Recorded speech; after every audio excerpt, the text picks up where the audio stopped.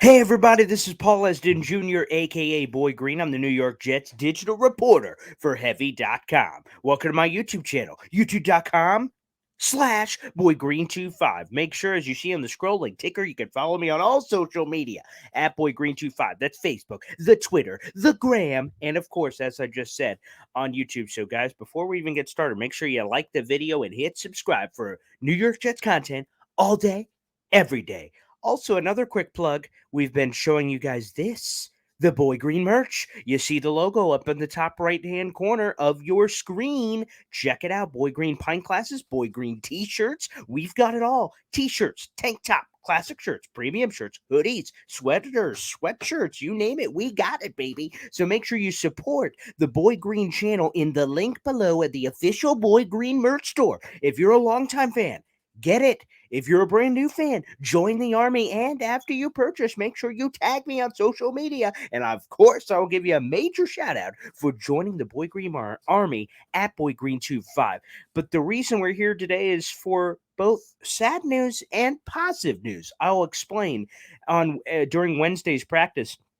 Connor Hughes reported from The Athletic that CJ Uzomah, the $24 million free agent tight end by the New York Jets, quote, didn't practice on Wednesday and instead rode the stationary bike. Now, there is good news, Jet fans. It does not appear serious in any way, according to sources from The Athletic, and it's, quote, nothing to worry about moving forward. Now, that's great news, and that's good. And they can play it safe because, again, it's voluntary OTAs. You're not really doing anything crazy. And as Robert Saleh said earlier, over the offseason that, hey, we're going to ramp it down. We're going to try to prevent injuries. We've had too many, and Jet fans, we all know that they have. However, there's a couple of things I want to note here. First off, CJ Uzomah is 29 years old.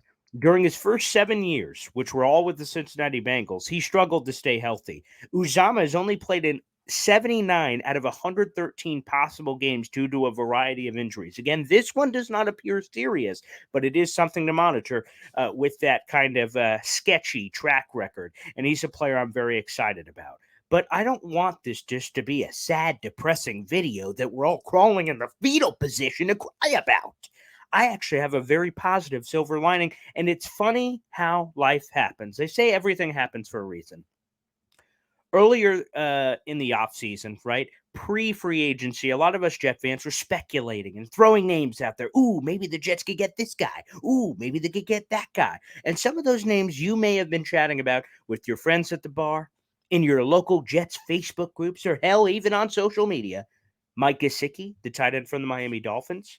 Maybe even Dalton Schultz of the Dallas Cowboys, perhaps, or David Njoku of the Cleveland Browns. You were potentially dreaming of one of these guys potentially just becoming available for the Jets. And ultimately, none of them did. They were all franchise tagged, and they never made it out to the market, and the Jets had to, quote, settle for a different option. I'm going to tell you that I believe that it was a blessing in disguise, because if the Jets would have had to sign Gesicki, Schultz, hell, even David Njoku, as we just saw with his contract extension, the Jets would have had to pay a premium price.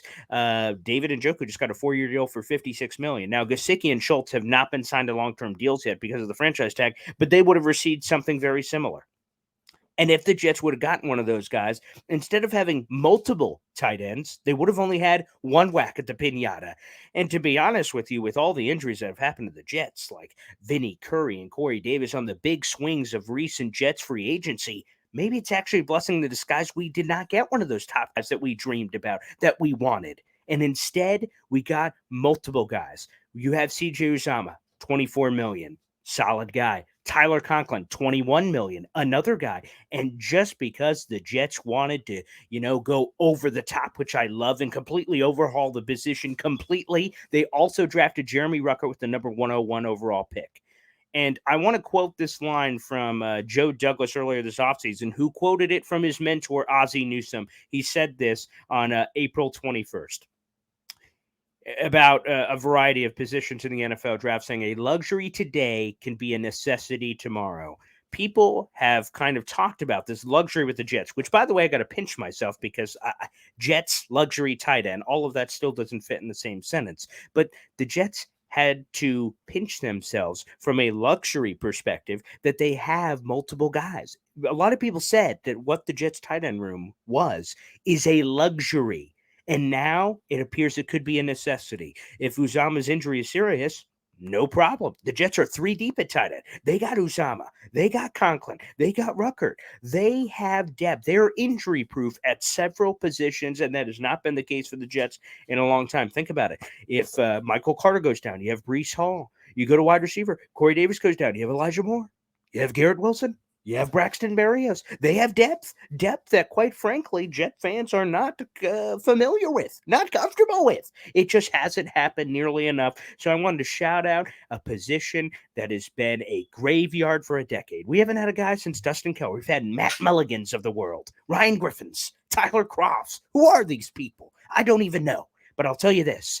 The Jets have tight ends. The Jets have depth. And it's the greatest thing since sliced bread. And I want you guys, even though that's a bit of a bummer, Uzomah's hurt. It doesn't appear serious, according to Connor Hughes. But the good news is that even if it was serious, the Jets are prepared for these situations. And that should be a massive source of optimism as we progress through the offseason. And inevitably, injuries happen to the Jets. Hopefully, as Connor Rogers said this week on Badlands, that the injury luck finally swings in the Jets' way. They've had some brutal injuries over the years. And hopefully the pendulum swings back to the other side and gives the Jets the relief that us fans so much deserve in terms of the luck with some of these freaky injuries. Well, everybody, thanks for stopping by for another quick video here on the YouTube channel. Again, youtube.com/boygreen25. Make sure you like the video, hit subscribe, check out the merch if you dare. I won't force you, but if you want to check it out, feel free to do so and support the channel. And also tell a friend. This is all New York Jets content all the time. Live streams, quick videos, awesome guests. And if you don't believe me, check out the channel and it'll speak for itself. Thanks for tuning in, everybody, and we will see you later this week. Boy Green out.